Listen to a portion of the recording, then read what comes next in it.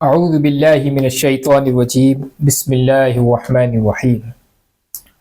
آج ہم 25ویں پارے کا خلاصہ بیان کریں گے۔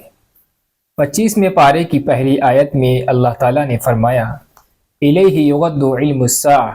کفار مکہ حضور صلی اللہ علیہ وسلم پر بڑا طنز کسا کرتے تھے کہ تم یہ قیامت کرتے پھرتے ہو، یہ قیامت آئے گی کب؟ اس کا دن کیا ہے؟ تاریخ کیا ہے؟ اس کا جواب اللہ تعالیٰ نے یہ دیا کہ قیامت کا دن صرف اور صرف اللہ ہی کو معلوم ہے، یعنی اللہ کے نبی کو بھی نہیں معلوم ہے۔ قرآن کریم کی ایک دوسری آیت میں ہے ان اللہ عندہ علم الساعہ، کہ قیامت کا علم صرف اور صرف اللہ ہی کو معلوم ہے۔ اس میں جو ہے 5 چیزیں بیان کی گئی ہیں، یعنی 5 چیزوں کا علم صرف اور صرف اللہ ہی کو ہے، اللہ کے علاوہ کسی اور کو نہیں ہے۔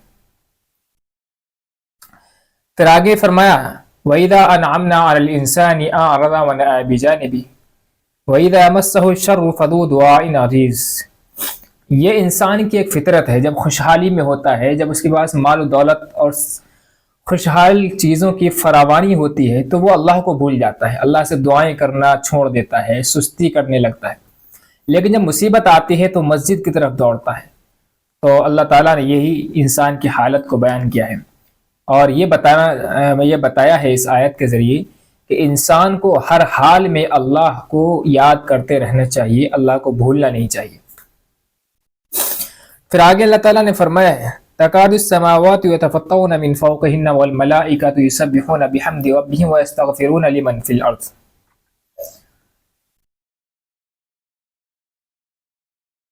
یسبحون بحمد ربہم ویستغفرون لمن فی الارض، یعنی اللہ تعالیٰ نے فرمایا ہے کہ آسمان میں فرشتوں کی تعداد اتنی ہے کہ قریب ہے کہ آسمان جو ہے پھٹ پڑے۔ پھٹے گا تو نہیں، لیکن اللہ تعالیٰ نے یہ بیان فرمایا اگر تم دیکھو گے فرشتوں کو تو تمہیں ایسا لگے گا کہ کہیں آسمان نہ پھٹ پڑے۔ تو اللہ تعالیٰ کی اتنی تعداد میں فرشتے عبادت کرتے ہیں، اور اللہ تعالیٰ عبادت سے بے نیاز ہے، وہ نہیں چاہتا کہ اپنی عبادت کرائے، وہ بس بندوں کو آزمانا چاہتا ہے، اس کو عبادت کرانے کی کوئی ضرورت نہیں ہے۔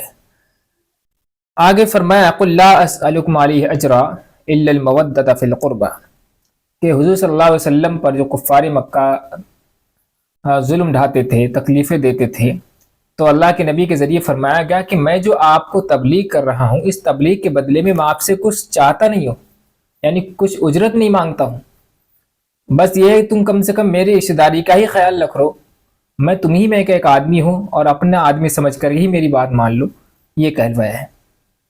آگے فرمایا فما اوتیتم من شیء فمتاع الحیاۃ الدنیا وما عند اللہ خیر وابقى للذین آمنوا وعلی ربہم یتوکلون، یعنی دنیا کی زندگی میں جتنی دولت مل جائے، جتنا سامان مل جائے، سب فنا ہونے والا اور دنیا ہی تک محدود ہے، اور جو ہمیشہ کے لیے باقی رہنے والی چیز ہے وہ اللہ کے نزدیک ہے، جو اللہ تبارک و تعالی میدان محشر میں اور حساب و کتاب کے بعد جنت میں عطا کرے گا۔ آگے فرمایا وما كان لبشر ان يكلمه الله الا وحيا او من وراء حجاب او يرسل رسولا فيحيي باذنه ما يشاء، کہ کفار مکہ حضور صلی اللہ علیہ وسلم سے کہا کرتے تھے کہ آپ کا رشتہ اللہ تعالیٰ سے ہے تو ڈائریکٹلی اللہ سے بات کر کے دکھائیے آپ ہمارے سامنے۔ تو اللہ تعالیٰ نے فرمایا کہ کسی انسان کے بس میں نہیں ہے کہ اللہ تعالیٰ کو دیکھ کر کے وہ اللہ سے ڈائریکٹلی بات کر سکے، بلکہ موسیٰ علیہ السلام جو بات کرتے تھے وہ بھی پردے کے پیچھے سے کرتے تھے، اللہ کو دیکھ کر کے نہیں۔ اگر اللہ تعالیٰ کسی نبی سے بات کرنا چاہتا ہے تو اس کے 3 طریقے ہیں، یا تو اس کے اوپر وحی بھیجتا ہے، یعنی دل میں کوئی بات ڈال دیتا ہے، یا پردے کے پیچھے سے، جیسے موسیٰ علیہ السلام سے بات ہوئی اور حضور صلی اللہ علیہ وسلم سے معراج میں بات ہوئی، پر اس میں تو اختلاف ہے کہ اللہ تعالیٰ کو آپ نے دیکھا تھا یا نہیں دیکھا تھا، یا پھر جو ہے اپنے فرشتے کے ذریعے کوئی وحی بھیجے تو اللہ تعالیٰ نبی سے بات کرتا ہے۔ یہ 3 صورتیں ہیں۔ آگے پھر سورہ زخرف شروع ہوتی ہے، زخرف کے معنی سونے کے آتے ہیں، اور اس آیت میں اس صورت میں ایک لفظ آیا زخرف، اس لیے اس صورت کا نام اسی لفظ کے نام پر پڑا۔ فرمایا حامیم والکتاب المبین، اور قسم ہے اس واضح کتاب کی، یعنی جو بالکل واضح ہے، جس میں کوئی پیچ و خم نہیں ہے۔ وقالوا لولا نزل هذا القرآن ولا رجل من القريتين عظيم، اہم یقسمون رحمت ربک، یعنی کفار مکہ کہا کرتے تھے کہ یہ قرآن جو ہے مدینے کے یا مکے کے کسی بڑے آدمی پر نازل ہونا چاہیے تھا، محمد تو ایک عام آدمی ہے، حمیمہ کا ایک آدمی ہے، اس لیے کسی بڑے سردار پر نازل ہونا چاہیے تھا جو مکے کا سردار ہو یا کم سے کم مدینے کا سردار رہا ہو۔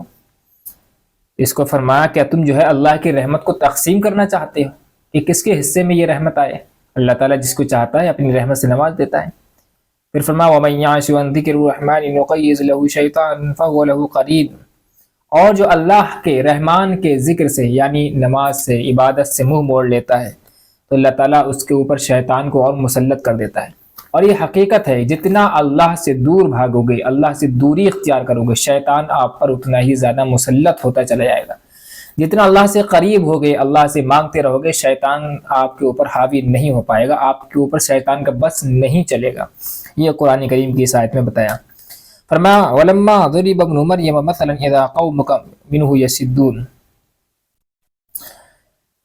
کہ کفار مکہ نے ایک آیت سنی تھی جو تقریباً غالباً 70 پارے میں ہے، جس میں فرمایا گیا تھا کہ تم جس کی عبادت کرتے ہو وہ سب جہنم میں جائیں گے، جہنم میں جلیں گے، یعنی تمہارے بت بھی اور تم بھی سب جہنم میں جلو گے۔ یہ آیت سن کر کے کفار مکہ نے کہا کہ عیسیٰ علیہ السلام کی بھی تو عبادت کی گئی، ان کو بھی خدا مانا گیا، تو کیا عیسیٰ علیہ السلام بھی معاذ اللہ جہنم میں جائیں گے؟ اور یہ اعتراض کیا تو لوگ جو ہے اس اعتراض کو سن کے شور مچانے لگے، خوب واہ واہی کرنے لگے۔ اس کو اللہ تعالیٰ نے فرمایا ہے کہ عیسیٰ علیہ السلام کو جو لوگوں نے خدا مانا یا خدا مان کر کے عیسیٰ علیہ السلام کی عبادت شروع کر دی، تو عیسیٰ علیہ السلام نے ان کو عبادت کرنے کا حکم نہیں دیا تھا، ان سے نہیں کہا تھا کہ مجھے خدا مانو یا خدا کا بیٹا مانو۔ وہ بعد کے لوگوں نے عیسیٰ علیہ السلام سے محبت میں اتنا غلو کیا، اتنا جو ہے عیسیٰ علیہ السلام سے محبت میں شدت بڑھتی کہ عیسیٰ علیہ السلام کو خدا مان بیٹھے۔ عیسیٰ علیہ السلام نے ان کو حکم نہیں دیا تھا، اس لیے عیسیٰ علیہ السلام پر کوئی باز پرس نہیں ہوگی۔ آگے پھر سورت شروع ہوتی ہے سورت دخان۔ دخان کے معنی آتے ہیں دھوئیں کے، چونکہ اس لفظ میں دخان کا لفظ ہے، اس سورت میں دخان کا لفظ آیا ہے، اس لیے سورت کا نام دخان پڑا۔ اِنَّا أَنزَلْنَاهُ فِي لَيْلَةٍ مُبَارَكَةٍ إِنَّا كُنَّا مُنذِرِينَ، ہم نے قرآن کو ایک مبارک رات میں نازل فرمایا ہے، بے شک ہم اس قرآن کے ذریعے ڈراتے رہتے ہیں۔ مبارک رات سے مراد شب قدر ہے۔ قرآن کریم 2 مرحلوں میں نازل ہوا ہے، ایک تو لوح محفوظ سے، لوح محفوظ میں ایک بہت عرض جو ہے جب سے دنیا بنی تھی، اللہ تعالیٰ نے دنیا بننے سے پہلے ہی اللہ تعالیٰ نے ہر چیز کو لکھ دیا تھا، وہاں سے قرآن کریم کو بھیجا گیا تھا آسمان دنیا پر، تو وہ لیلۃ القدر تھی یعنی شب قدر تھی۔ اب آسمان دنیا سے تھوڑا تھوڑا جبرائیل علیہ السلام کے ذریعے حضور صلی اللہ علیہ وسلم پر آیا، وہ 23 سال میں آیا تھا، اس لیے فرمایا کہ ہم نے قرآن کو مبارک رات میں نازل کیا، یعنی لوح محفوظ سے آسمان دنیا تک پہنچایا۔ فارتقب یوم تأتی السماء بدخان مبین یغشی الناس ھذا عذاب علیم، یہاں سے جو ہے اللہ تعالیٰ نے ارشاد فرمایا کہ حضور صلی اللہ علیہ وسلم کو جب کفار مکہ نے پریشان کیا تو حضور صلی اللہ علیہ وسلم نے ان کے لیے بد دعا کر دی تھی، اور پھر جو ہے وہ بھوک کی وجہ سے جو ہے ان کی آنکھوں تلے اندھیرا آ گیا تھا۔ بھوک کی حالت میں ایسا ہوتا ہے جب انسان کو بہت زیادہ بھوک لگتی ہے تو کمزوری آتی ہے اور آنکھوں تلے اندھیرا آ جاتا ہے، ایسے ہی بھوک سے یہ حالت ہو گئی تھی ان لوگوں کی کہ اندھیرا آ گیا تھا، اب وہ آسمان کی طرف دیکھتے تھے تو ایسا لگتا تھا آسمان دھواں ہے۔